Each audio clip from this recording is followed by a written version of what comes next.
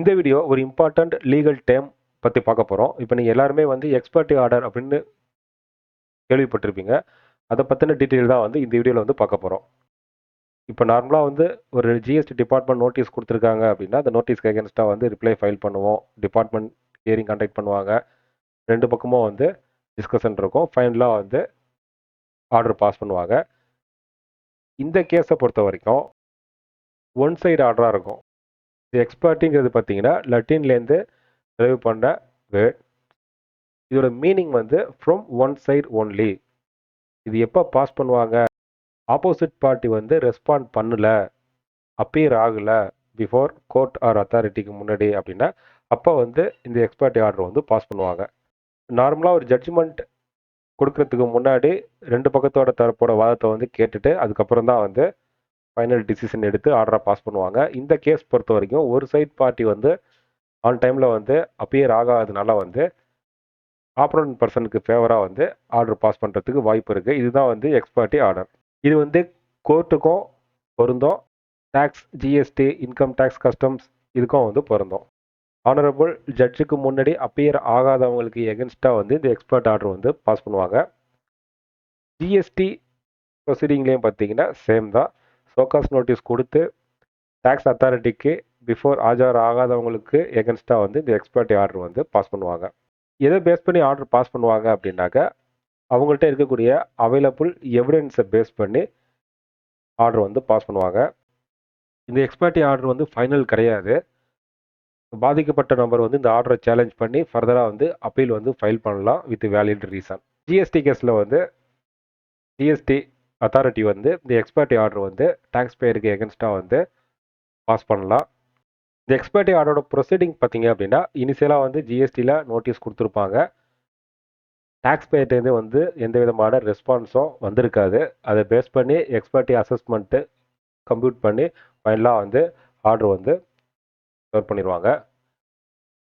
Once எக்ஸ்பர்ட்டி order receive பண்ணிட்டோம் அப்படின்னா legal remedy என்ன அப்படின்னா ஃபர்தராக வந்து அப்பீல் தான். கோர்ட் கேஸ்லுமே வந்து வேலிட் ரீசன் இருந்தால் அப்பீல் ஃபைல் பண்ணலாம். அதே மாதிரி ஜிஎஸ்டி டிபார்ட்மெண்டல் லெவலில் இருக்கக்கூடிய அப்ளைட் அத்தாரிட்டி பாஸ் பண்ண ஆர்டருக்கு எகென்ஸ்டாக வந்து ஃபர்தர் அப்பீல் வந்து ஃபைல் பண்ணலாம். இதில் ஒன்று வேலிட் ரீசன் வந்து இருக்கணும். எதனால ஆஜராகலை அப்படிங்கிற வேலிட் ரீசன் இருக்கணும். ஜிஎஸ்டியை பொறுத்த வரைக்கும் வித்தின் 3 மந்த்துக்குள்ளே வந்து ஃபர்தர் அப்பீல் வந்து ஃபைல் பண்ணிடணும்.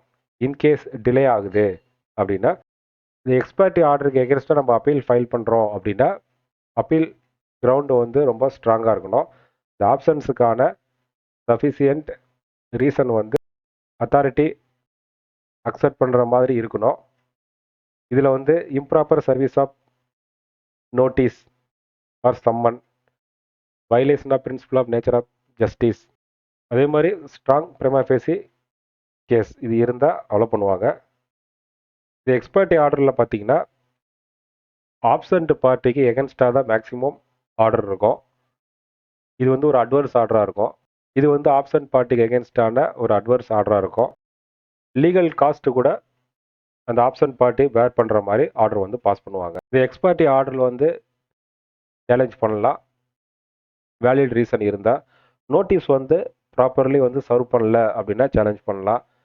அதே மாதிரி ஜெனின் ரீசன் வந்து இல்னஸ் இல்லை எமர்ஜென்சினால் வந்து அட்டன் பண்ண முடியல அப்படின்னா அக்செப்ட் பண்ணுவாங்க.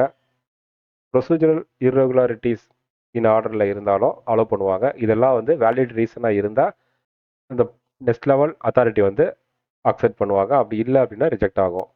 அப்பீல் ப்ரொசீஜர் பார்த்தீங்கன்னா ஆப்சண்ட் பார்ட்டி வந்து இந்த ஸ்டிப்புலேட்டட் டைம் பீரியடுக்குள்ளே வந்து அப்பீல் வந்து ஃபைல் பண்ணணும். இப்போ ஜிஎஸ்டியாக இருந்தால் வித்தின் 3 மந்த்துக்குள்ளே ஃபர்தர் அப்பீல் வந்து ஃபைல் பண்ணிடணும். அதே மாதிரி கோர்ட்லையுமே வந்து ப்ராப்பரான டைமில் வந்து அப்பீல் வந்து ஃபைல் பண்ணணும். அந்த ப்ராப்பரான டைமுக்குள்ளே வந்து அப்பீல் ஃபைல் பண்ண முடியல அப்படின்னா கண்டோன்டிலே வந்து அப்ளிகேஷன் ஃபைல் பண்ணணும். எதை பேஸ் பண்ணி ஃபைல் பண்ணலாம் அப்படின்னாக்க தி லிமிடேஷன் ஆக்ட் 1963 வந்து செக்ஷன் 5 அப்பீல் ரிலேட்டடான டைம் டிலேக்கு பார்த்தீங்கன்னா இந்த லிமிடேஷன் ஆக்ட் 1963 தான் வந்து ரெஃபரன்ஸாக பார்ப்போம். இதில் வந்து செக்ஷன் 5 வந்து நீங்கள் ரீட் பண்ணிக்கோங்க. இதுதான் இன்னைக்கான அப்டேட்டு.